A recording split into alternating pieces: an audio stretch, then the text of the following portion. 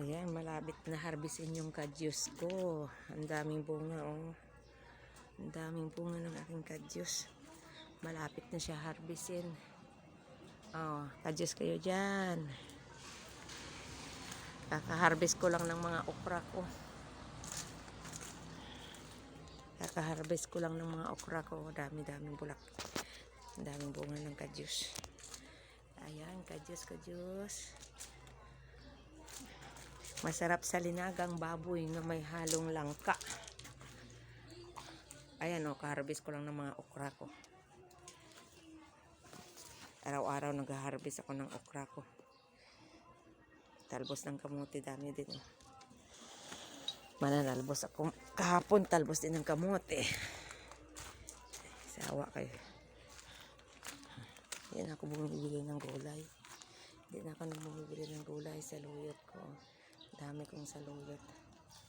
Saluyot, alugbati. Kahapon alugbati, ulam namin. Tama ng saluyot. Saluyot. Ay, maliliit pa bunga ng okra ko. Kasi kaka-harvest ko lang. Next week, itong kadyus pwede na ma-harvest. Pwede na siya ma-harvest. Ang lalaki ng bunga. Ang dami. Dami ng bunga ng kadyus ko. Pero hindi ko muna ka harvestin. Hintayin kong matuyo siya.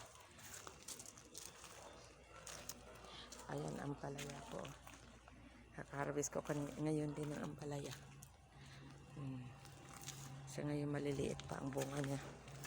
Kaka-harvest ko ang 8 piraso. Magugulay na naman ako ampalaya. Saka okra. Yan, maliliit na lang ang natitira. Ang liliit na lang ang natitira. Ayun. Maliliit na lang natitira. Buyog. Buyog na lang. Ang daming buyog. Doon sa sooban.